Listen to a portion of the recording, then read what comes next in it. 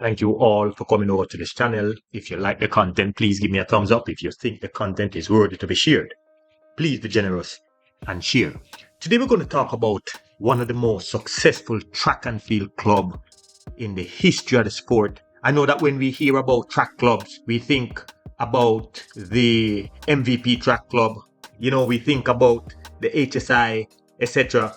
But one of the most successful track club that we're going to talk about is Santa Monica Track Club. And the reason we're going to talk about that, because we want other athletes to know that they were highly successful track clubs out there that people may tend to ignore. But if you understand clearly the role that Santa Monica played in giving track and field athletes an opportunity to earn money, then I'm sure that more people would appreciate what Santa Monica has done for athletes around the world. So my viewers and my subscribers, please feel free to share your opinion on this topic.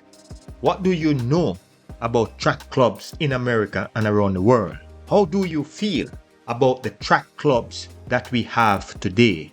And what can be done to help some of these track clubs to help the athletes achieve their full potential in their event? Please feel free to leave your opinion in the comment section. Now, if you watch the documentary, they will tell you that the reason professional athletes today are getting paid when they go overseas is simply because of the Santa Monica Track Club. Yes, it's because of Carl Lewis and Joe Douglas, who created an environment where there was a demand for athletes, and as a result, they had to pay.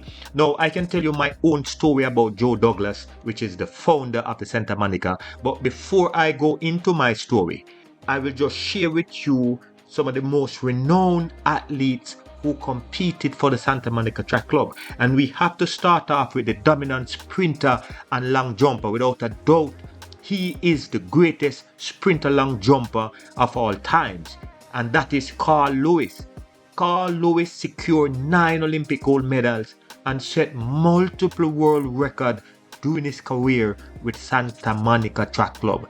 In fact, he started out in 1979 and he retired in 1997, and he dominated sprinting and jumping for a long period of time. In fact, he won in 84, the long jump. He won in 88, he won in 92, and then he came back and he won in 1996. You also have Leroy Burrell, who is one of the greatest 100 and 200 meter sprinter of all times.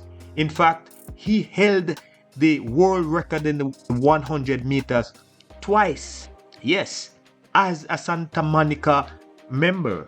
You also have Mike Marsh. Anybody remember Mike Marsh? They will see that he won the 200 meters at the 1992 Olympic Games in Barcelona, and he set an Olympic record of 19.73 in the 200 meters. And we have Kevin Young. Yes, Kevin Young set the world record in the 400 meter hurdles, and that stood for 3 decades.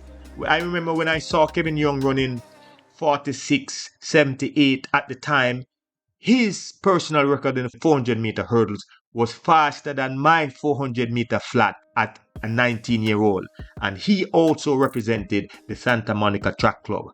And one of my favorite 400 meter runners, Steve Lewis, who won multiple Olympic gold medals, was also a member of the Santa Monica Track Club.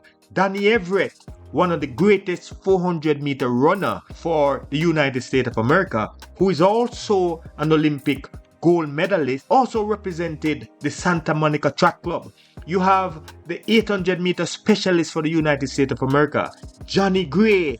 Yes, Johnny Gray, he held an Olympic bronze medal in the 800 meter for Santa Monica. And you have other people like Joe DeLoach, who is also an Olympic gold medalist. And you have people like Floyd Hurd.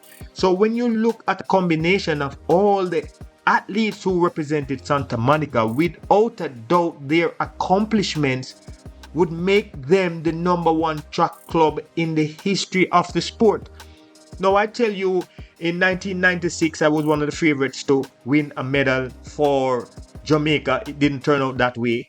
And I remember I was going through a very tough time, and I met the founder of the Santa Monica Track Club, Joe Douglas, in an airport. And he saw that I was looking down and he came over to me and he said, Greg, what's going on with you? And I tried to explain my situation with him and he said, here's what. Santa Monica would love to have you to represent them. He said, think about it and get back to me. And he gave me his card. And I can tell you, if the opportunity didn't present itself for me to attend the Baylor University to train with Michael Johnson, I am 100% sure that I would also be a Santa Monica member. So when you look at track and field, when you look at the history of track and field, without a doubt, the Santa Monica Track Club is one of the biggest and the best club that was ever created. And it is said that Santa Monica Track Club was created because Joe Douglas wanted to give collegiate athletes an opportunity to transition from the collegiate into the professional system. And as a result of that, he came up with the idea to start a track and field club. And I can tell you that no one knows what would have happened to many of these collegiate athletes who were able to make the transition if it wasn't for Santa Monica Track Club. No one knows what would have happened to many of these athletes.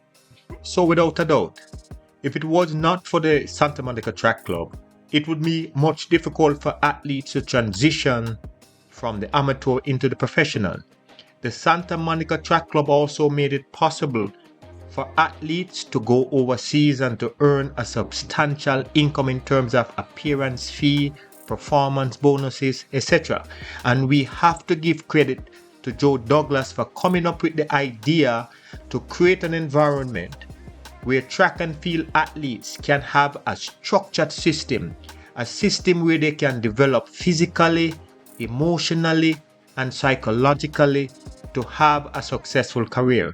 Now, we know that a lot of athletes, coaches, and other administrators, that they do not always like to make reference to things of the past. But the things of the past have always paved the way for the things of the future. And because of the Santa Monica Track Club, other clubs around the world today, such as the MVP, the Titans Track Club, the HSI Track Club, the Bolt of Lightning, the Racers Track Club, and many others, if it wasn't for the blueprint that was left by the Santa Monica Track Club, then track clubs around the world today would not be as successful as they are. So my viewers and my subscribers, please feel free to share your opinion on this topic. What do you know about track clubs in America and around the world? How do you feel about the track clubs that we have today? And what can be done to help some of these track clubs to help the athletes achieve their full potential in their event?